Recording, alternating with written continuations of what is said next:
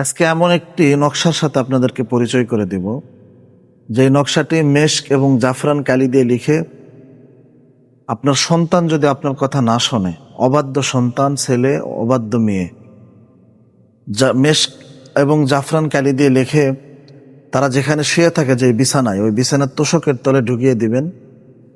1 মাসের ভিতরে আপনার সন্তান সোজা হয়ে যাবে। 1 মাসের ভিতরে আপনার কন্যা সন্তানও সোজা হয়ে যাবে। অর্থাৎ ছেলে মেয়ে যদি আপনার অবাধ্য হয়, সোজা হয়ে যাবে। এই আমলটি তারাও করতে পারবেন যারা স্বামী স্ত্রী আপনার কথা শোনে না।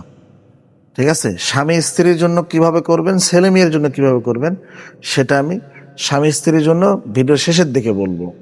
ছেলে সন্তান মেয়েদের জন্য কিভাবে করবেন সেটা আমি শুরুতেই বলতেছি। আসসালামু আলাইকুম রহমতুল্লাহি ওয়া বারাকাতুহু।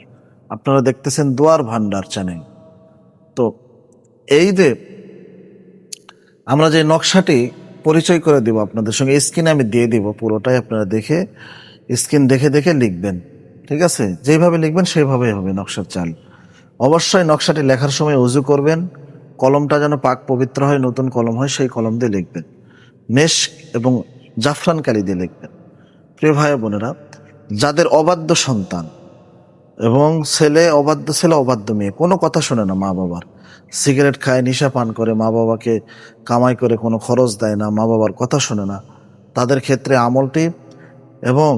আমলটি কিভাবে করবেন, অবশ্যই আপনার ছেলে মেয়ে যেখানে শোয়, সাদা একটা কাগজের টুকরা নিয়ে এইভাবে নকশা দাগিয়ে, স্ক্রিনে দেখতে পাচ্ছেন, নকশা দাগিয়ে সুন্দর করে নকশাটি লিখে, যে কয় ঘর আছে এই কয় ঘর দিয়ে নকশাটি লেখা, ঠিক আছে, সুন্দর করে ভাঁজ করে আপনি আপনার ছেলে যেখানে ঘুমায়, বালিশের নিচে হোক অথবা তোষকের নিচে হোক, পায়ের তলে যেন দেন না, মাথা থেকে পিঠ পর্যন্ত, এই পর্যন্ত দিবেন, মাথার তলে দিবেন, বালিশের তলে অথবা বালিশের কভারের ভিতরে ঢুকিয়ে দিবেন।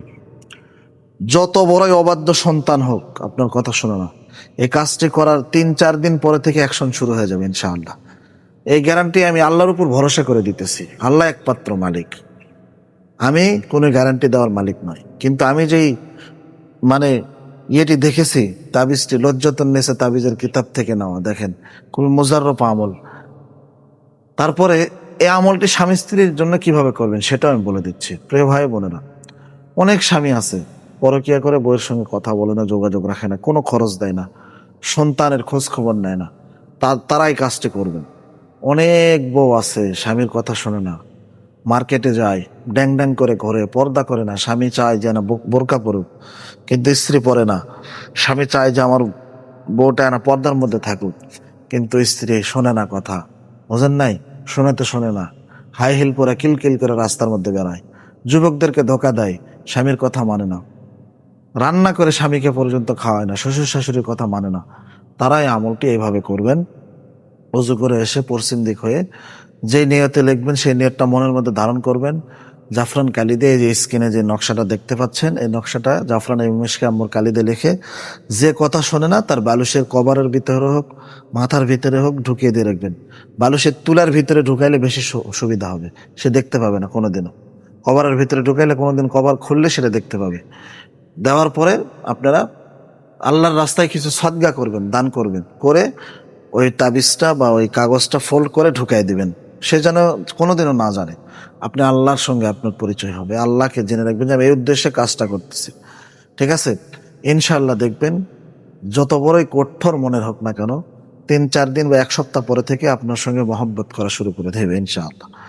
তো এই ভিডিওটি আজকে এই পর্যন্ত। যদি ভালো লেগে থাকে like, comment, share, subscribe, page follow যা আছে সব কিছু করে দিন ভাই, আমি কিছু বলবো না। ভালো থাকবেন। আসসালামু আলাইকুম রহমতুল্লাহ।